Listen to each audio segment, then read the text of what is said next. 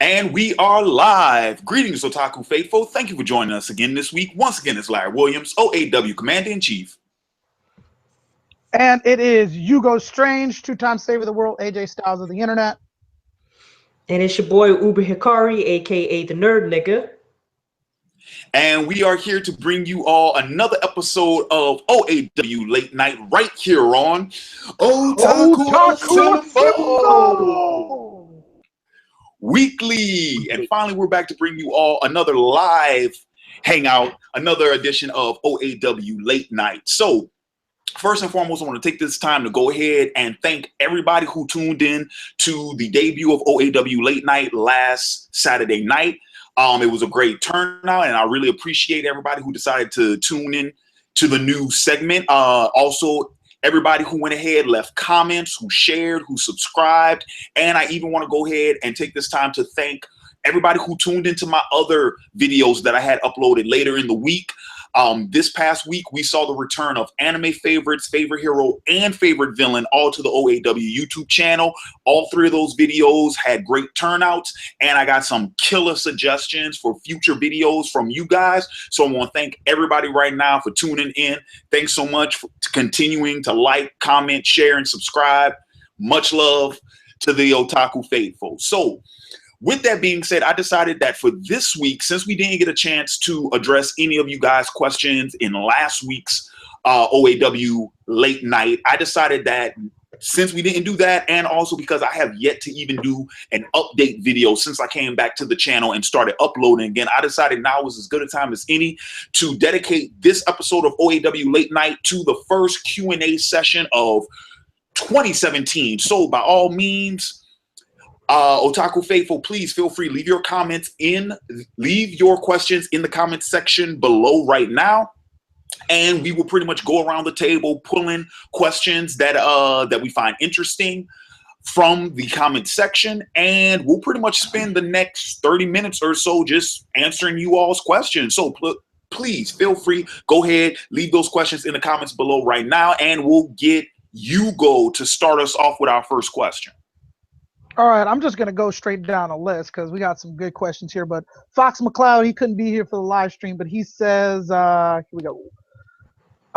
Will you continue your Hunter x Hunter reviews? A new arc begins in the next, so it would be a good place to return. Repeat that for me one more time. It says, will you continue your Hunter x Hunter reviews? I probably won't be doing the episode reviews anymore. I'm actually way ahead of Hunter x Hunter on Toonami right now because I'm actually, well, according to what Hikari just told me off camera, I'm only like, I'm like halfway, three-fourths of the way through the Chimera Ant arc. So I'm actually way ahead of the English dub for Hunter x Hunter right now. So probably, I mean, there's only like 150 episodes, and I'm like at 108, 109 right now.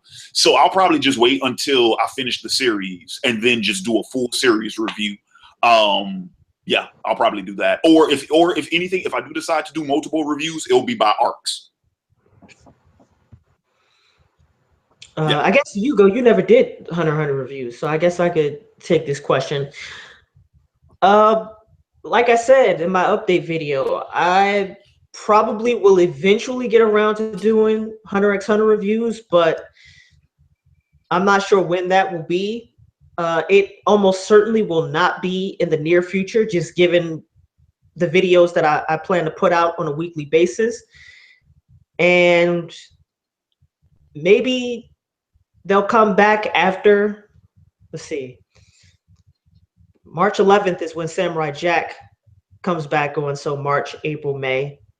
I might be able to get to them when I do my Game of Thrones reviews, because then I'll be done with Luke Cage, I'll be done with Westworld, Samurai Jack will be over, and so that slot will probably open up again. So yeah, it might be around the time I do Game of Thrones.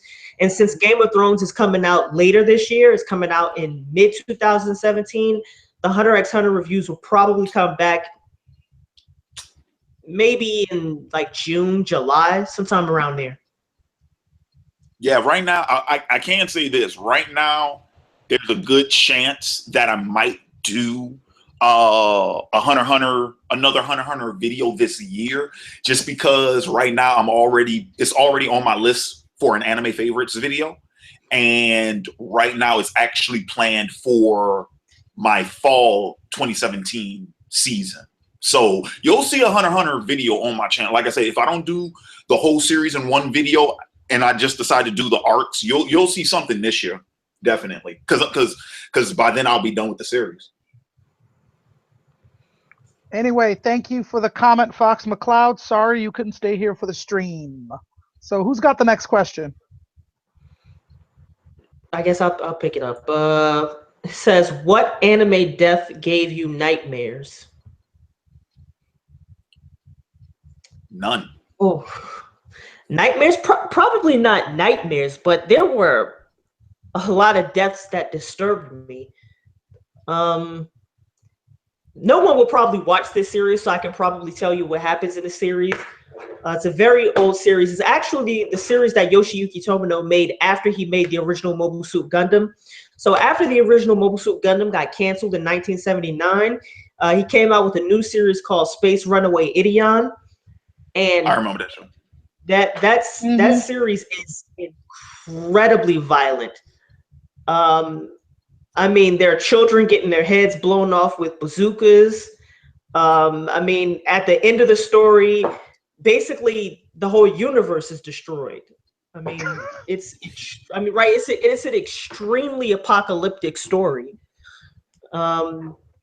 And that's just the way Yoshiyuki Tomino does it, where he takes those apocalyptic themes and ramps them up. So I would probably say that those were probably the most disturbing deaths.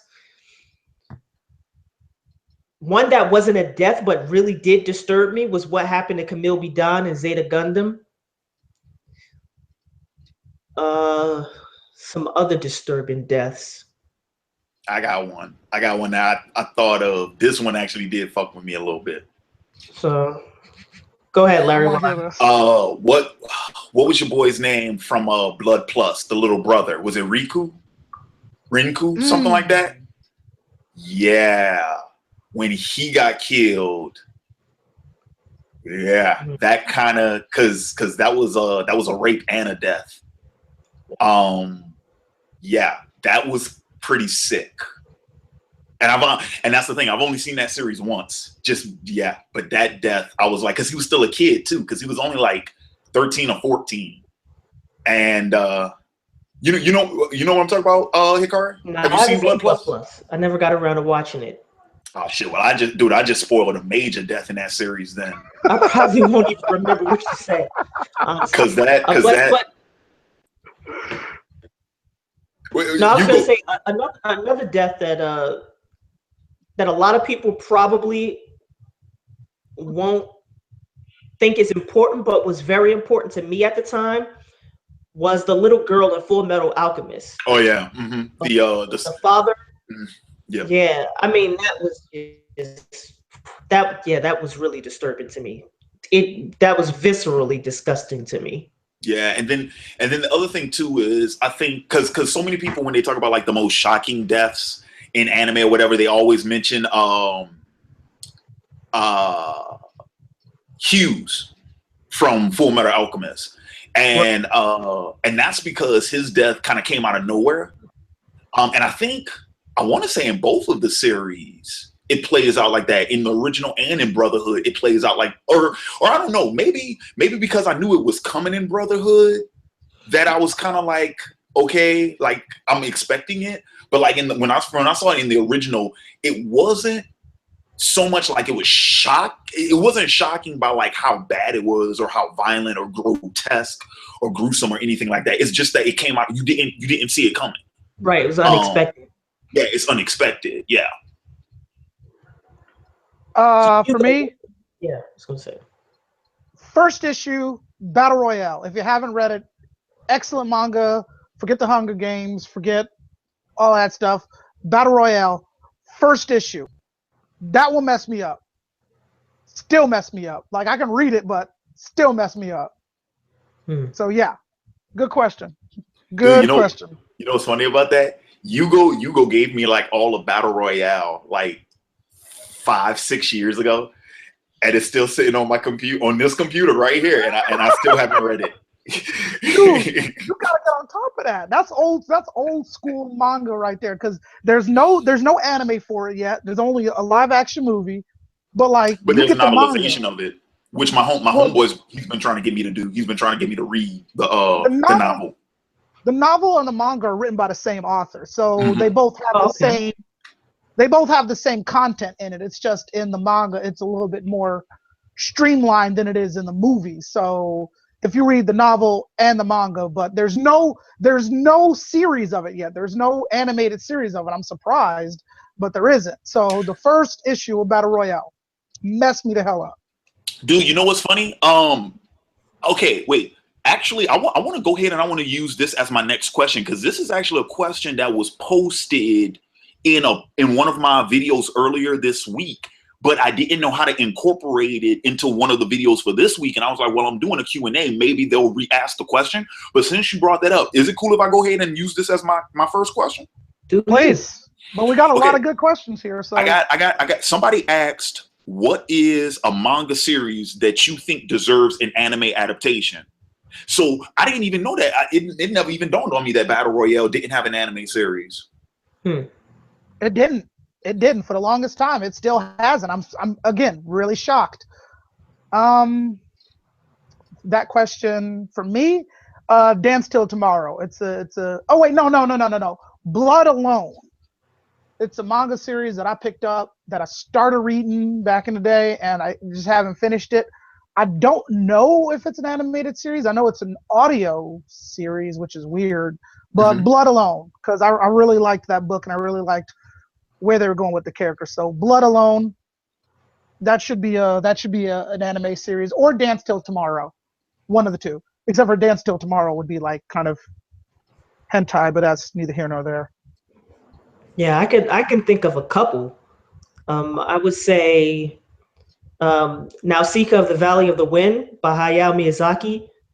Well, it only has the film adaptation, but right, it doesn't have the series. Right, it has the film, but the film doesn't really do the story justice, really at all.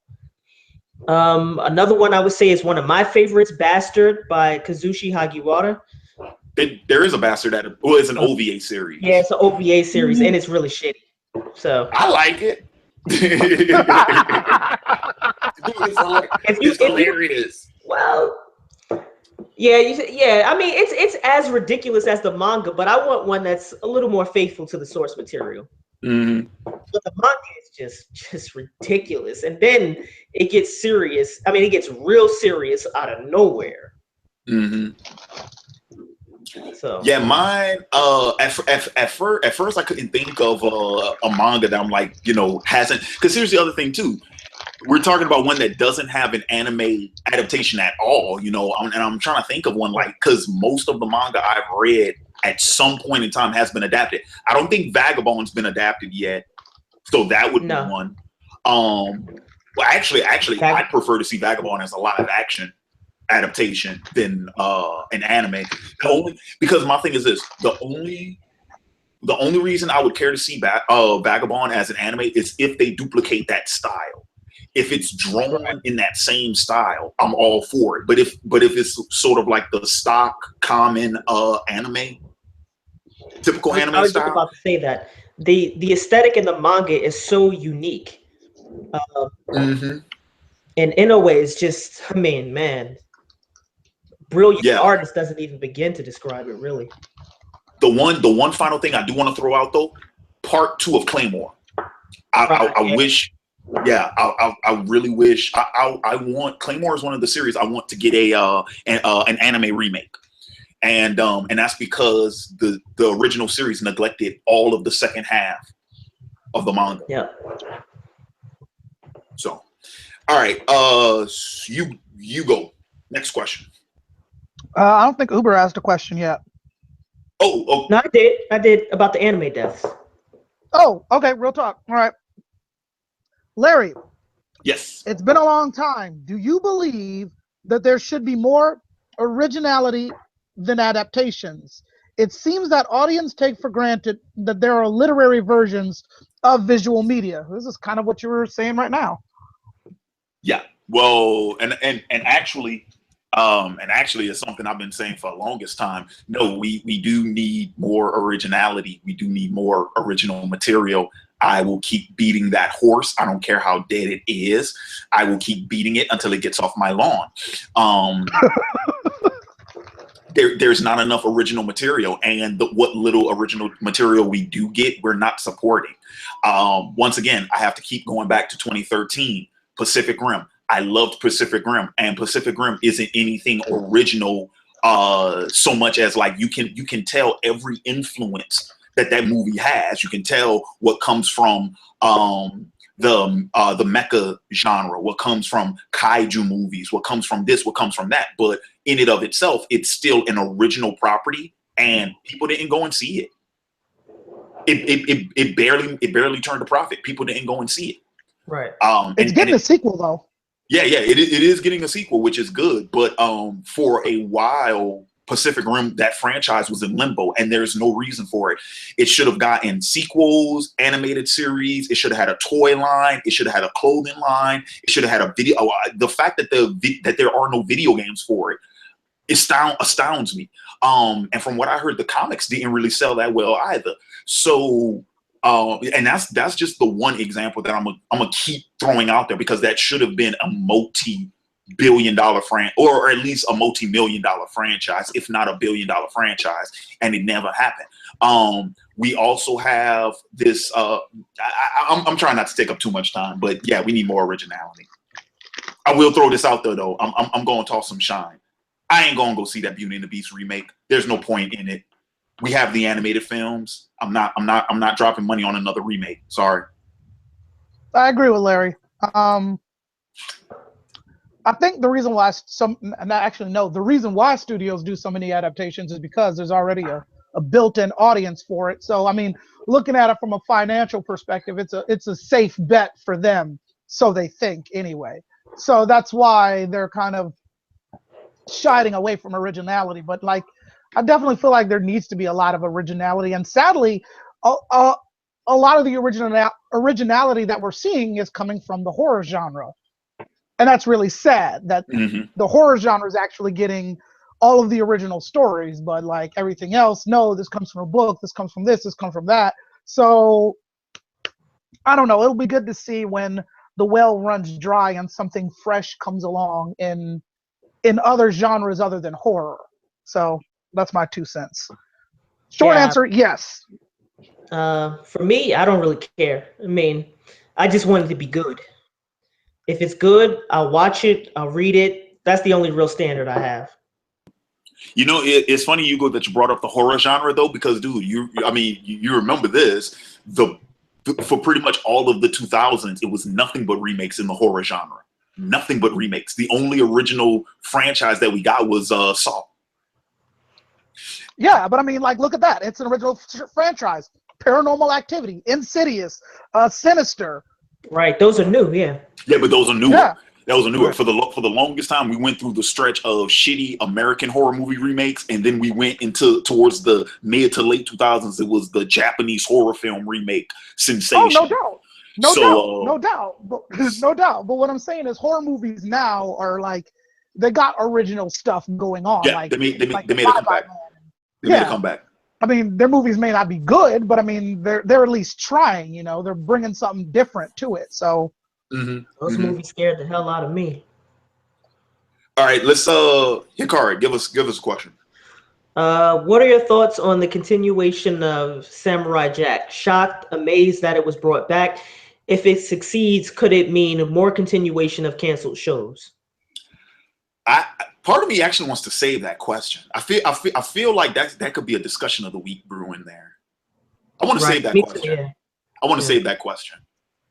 All right, let's see what else we got. that could be a full-blown video by itself.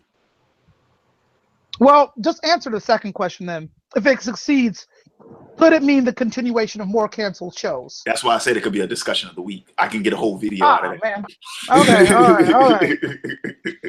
All okay, right. You win, Mitchell. You got a discussion of the week video. You win. What did you think of the latest Boondock season? I didn't even know the latest Boondock season was out. Didn't watch it. Me neither. Wait, they did a new season? Yeah. What? Let's go to the bottom. Yeah, I didn't watch it. I didn't watch it. I stopped watching the Boondocks after the second season. I lost interest. All right, how about another one? Let's see. This is controversial. What do you guys think about the Netflix Dear White People controversy?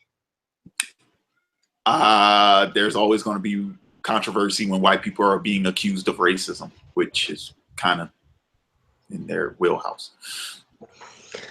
I don't. It's in your history, man. Look, it's in your history.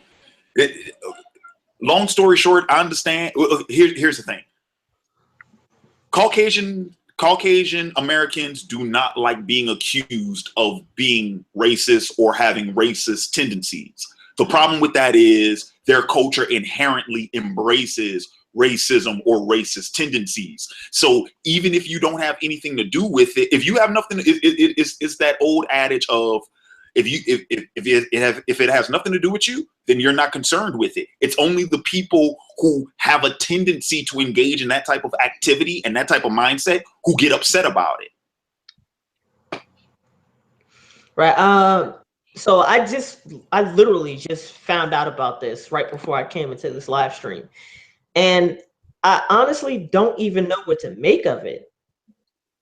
I mean, it's only a 30-second ad for the TV show, and I'm not even sure what the show is about. It's just some black girl on a radio station saying these are appropriate Halloween costumes for white people, and I'm not one of those appropriate costumes.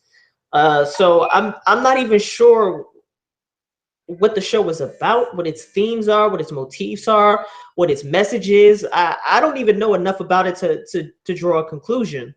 But I will say this, piggybacking off of what Larry said.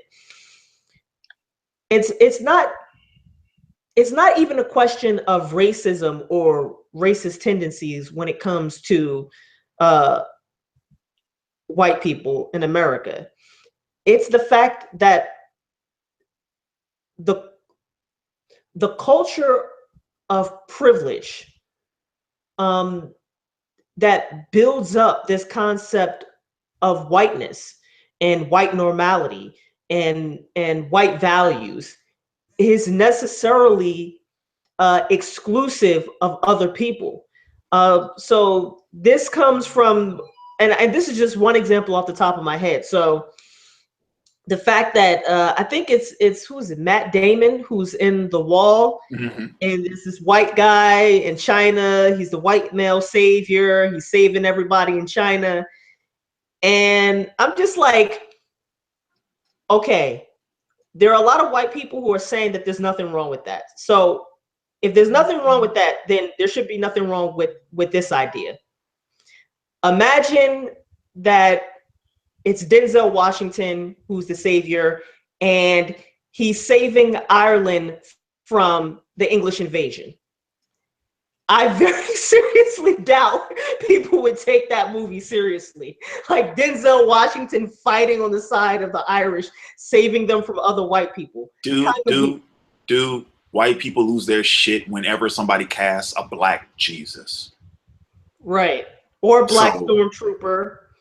Yeah. So dude, like I said, I mean, you explained it a lot better than I did in a short period of time. But at the end of the day, like, it's once again, it's white America trying to reinforce its whiteness. And the last thing it wants is a television series that makes fun of white people and their attempts to reinforce their whiteness. Right. Which is what Dear White People is. It's a satirical story. Yeah. But we need to move on because we'll be here all night if we got to sit here and address that. All right. So who's got the next question? Larry. I actually can't pull up my comments right now. Oh, okay. The watch page froze on me. All right, let me see what we got here. Boondocks. Okay, this one's to Uber, but I guess you and Larry can both answer it because you both watch it. So, who is your favorite Hunter x Hunter character? Ooh, yeah. Go ahead, Uber. I'll let you do it first. Miriam. Who? Miriam. You haven't gotten to him yet. See, I told you when I saw that question in the chat, don't be spoiling nothing on Hunter x Hunter for me. No, that ain't a spoiler. He's the king of the Chimera Ants. Oh, that's his name? Yeah, Miriam. Okay. This guy is... Because he hasn't even gotten his name yet. Where the episode I just watched today was the episode when he's like, "How come I don't have a name?" Right. Yeah. So that guy. I don't even know where to begin with this guy. I mean, his psychological and ethical development is just out of this world. I mean, I mean, if I had to, and this is only because Togashi wrote Yu Yu Hakusho as well, the only person I could really compare him to is Sensui. Like, he's really on that level. I mean, he's just a great freaking character. And not even because of anything he does. Like, it's just what goes on inside of his head, what he thinks, what he believes, why he believes it, his motivations, his purposes, his goals. I mean, the whole, and I'm a sucker for stuff like that. Like, I mean, I like action, of course, but I really love the psychological stuff. So for me, Miriam. Yeah, he's not that deep of a character for me yet. I haven't gotten that far. I mean, he's right. To me, he's a infant with enormous power stumbling through the world. Right. So I haven't, all of that you're talking about, I haven't really gotten to yet.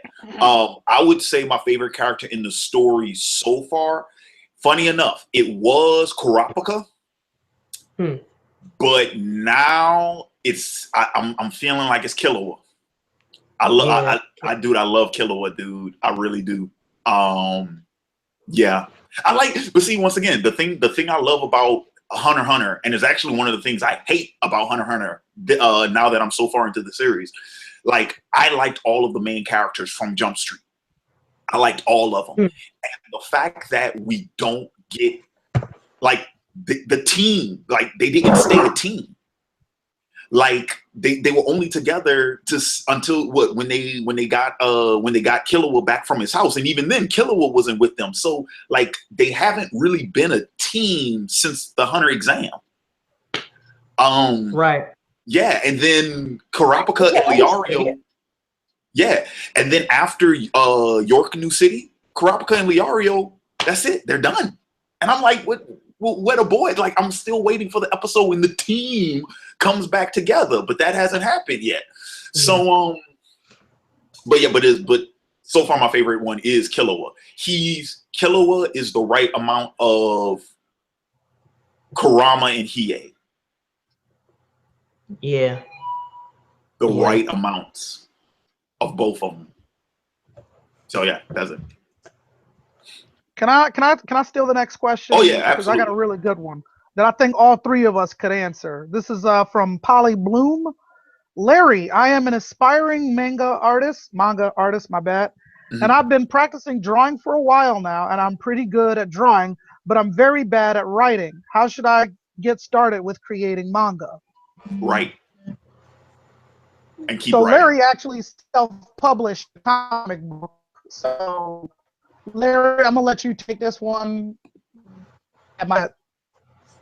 Yeah, no. If you are weak at writing, write and continue to do so, because you won't get any better unless you practice your area of weakness. So you write and you write and you write and you write and you keep writing. You study other people's writing. You study up on how to write, and you keep doing it, and you keep doing it, and you keep doing it. Dude, it's the same. It's the same thing about how, like, when I was in school, when I was in college, and I majored in art, and I was a painting major.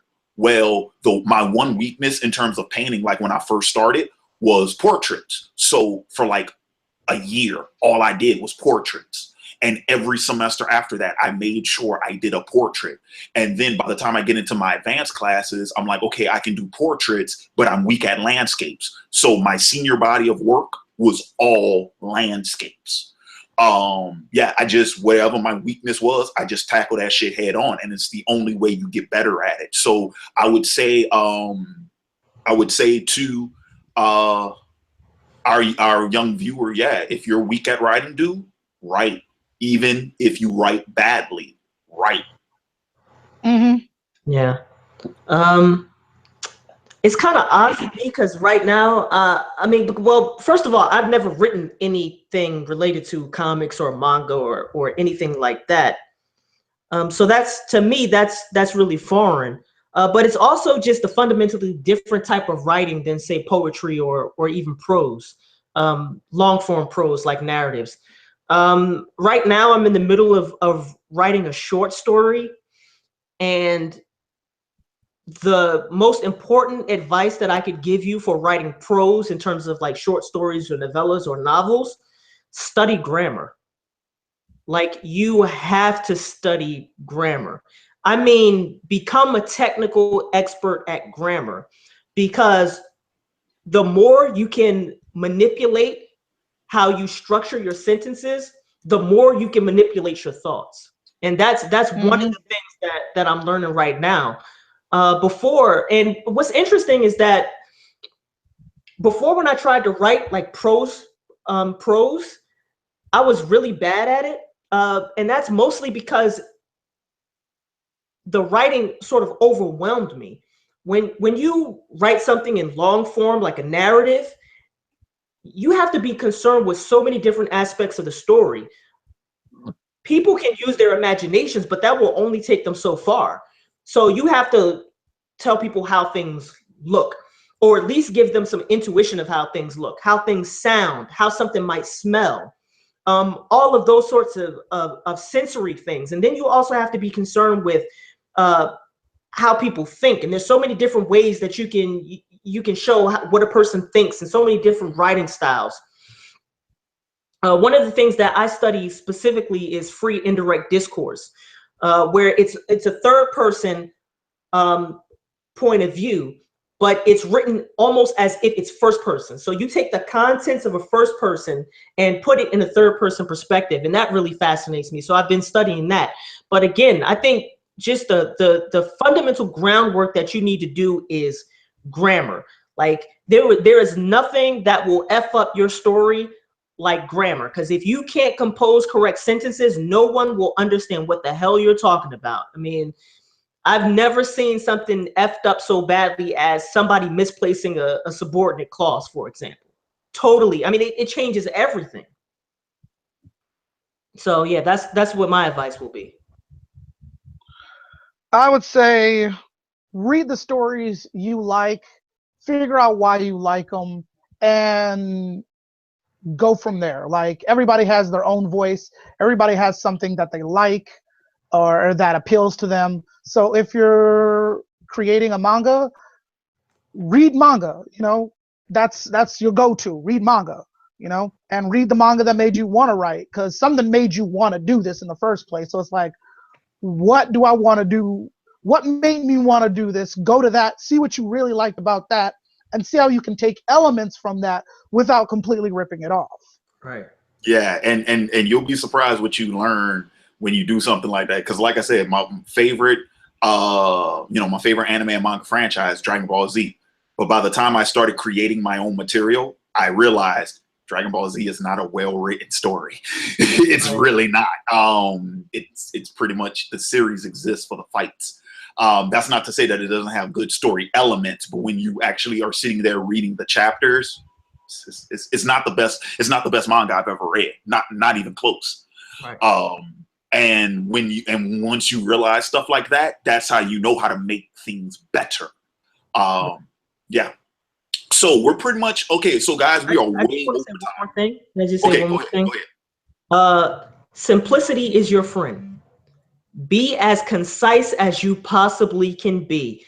I mean, remove everything that is extraneous. Everything. I mean, strip it down to its bare essential elements. Simplicity is your friend. Do not make these grand, ornate sentences. Simplicity is the key. Yeah.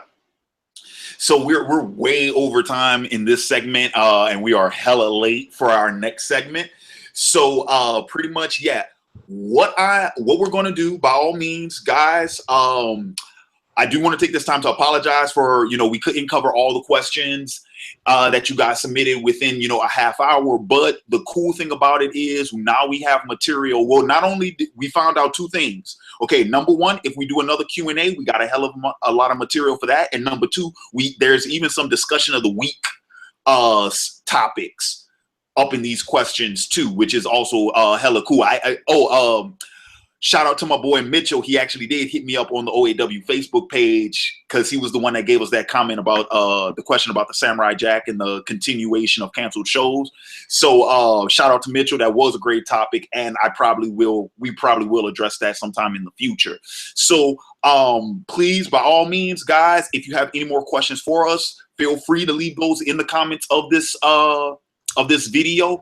And also, if you got any more discussion of the week topics, we're getting ready to do that one live. So I would probably recommend you guys hold on to that one and drop them in the comments on the next one. But so yeah, that's pretty much going to wrap up this Q&A. Any final thoughts, guys? I think yeah, we're okay. All right, cool. So please, once again, thanks to all the 95 viewers who are currently watching us live. I hope you all will join us over on the discussion of the week live hangout, which we're going to start up right after this one. And stay tuned. I got some other videos coming out on the channel. I'm pretty much uploading like every day now. So by all means, guys, stay tuned. Thanks for watching the OAW YouTube page. Thanks for liking, commenting, sharing, subscribing. Thanks to Ugo and Hikari once again for joining me for another live hangout for another OAW Late Night. And we are going to be signing off. This has been Larry Williams, OAW Commander in Chief. Ugo Strange, two-time savior of the world, AJ Styles of the internet. This has been your boy Uber Hikari, aka the Nerd Nigga. Just brought you another video with no frills, just the analysis. And until next time, peace.